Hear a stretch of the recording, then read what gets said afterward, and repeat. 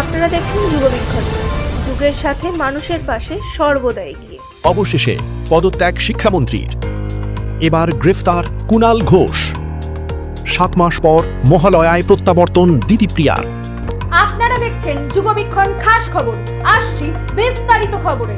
জাতীয় স্তরের পরীক্ষা নিটে অনিয়ম ও প্রশ্ন ফাঁসের অভিযোগে গোটা দেশ জুড়ে চলছে ছাত্র আন্দোলন। দীর্ঘ প্রায় 1 মাস ধরে সিজেপি তথা কংগ্রেস জনতা পার্টির নেতৃত্বে এই প্রতিবাদ চলছে। নিটে অনিয়মকে কেন্দ্র করে সিজেপির পক্ষ থেকে সরকারের কাছে মোট 3টি স্পষ্ট দাবি রাখা হয়েছিল। এগুলি হলো কেন্দ্রীয় শিক্ষামন্ত্রী ধর্মেন্দ্র প্রধানের পদত্যাগ, আন্দোলনরত শিক্ষার্থীদের বিরুদ্ধে কোনো আইনি পদক্ষেপ না করার প্রতিশ্রুতি এবং 3 নম্বর হলো নিট প্রশ্ন ফাঁসের জেরে আত্মঘাতী পড়ুয়াদের পরিবারকে 1 কোটি টাকা করে ক্ষতিপূরণ। সরকার পক্ষ থেকে আন্দোলনকারী শিক্ষার্থীদের দ্বিতীয় এবং তৃতীয় দাবি দুটি পূর্বেই মেনে নেওয়া হয়েছিল, কিন্তু শিক্ষামন্ত্রীর পদত্যাগকে কেন্দ্র করেছিল ধোঁয়াশা। পরিস্থিতি সামাল দিতে শুক্রবার সরকারের 2 শীর্ষ মন্ত্রী জেপি নাড্ডা, জিতেন্দ্র সিং এবং সিজেপির প্রতিনিধি দলের সৌরভ দাস ও আশুতোষ রাঙ্কার সঙ্গে দীর্ঘ 2 ঘন্টার বৈঠকে বসেছিলেন।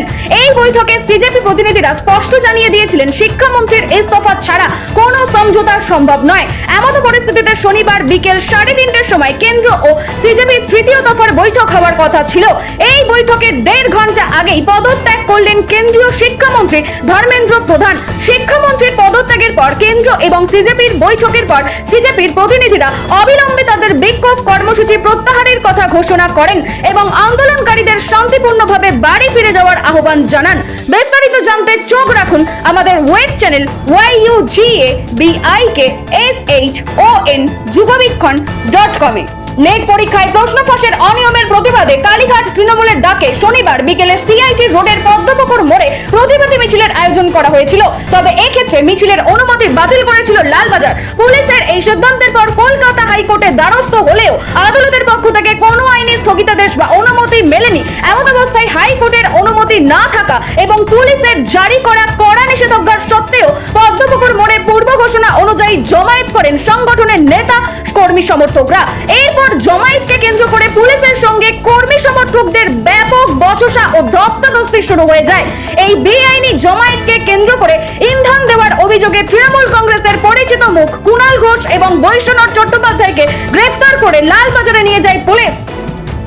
রথযাত্রার মধ্য দিয়ে দুর্গাপূজার প্রস্তুতি শুরু করে দিয়েছে ক্লাবগুলি। রথের আবহে বহু জনপ্রিয় ক্লাবগুলির খুঁটি পুজো হয়ে গেছে। মায়ের আগমনের আর মাত্র হাতে গোনা কয়েকটি দিন বাকি, সামনেই মহালয়া। ইতিমধ্যেই মহালয়াকে কেন্দ্র করে জোর কদমে তোড়জোড় শুরু করেছে চ্যানেলগুলিও। কোন অভিনেত্রী কোন চ্যানেলে মা দুর্গার অবতারে থাকছেন তা নিয়ে বরাবরের মতো এবারেও দর্শকদের উন্মাদনা কিছু কম নয়। এবার 7 মাস পর চিরদিনই তুমি যে আমার ধারাবাহিকের জনপ্রিয় মুখ দিতিপ্রিয়া মনোমালিন্যের জন্য সিরিয়াল ছাড়ার ঘোষণা করেছিলেন। মাঝে বিগত 7 মাস পর এবার মহিষাসুর মর্দিনী অবতারে টেলিভিশনে আবার ফিরছেন দিতিপ্রিয়া। এবার সান বাংলায় দেবী দুর্গার রূপে দিতিপ্রিয়াকে দেখতে চলেছে দর্শকরা।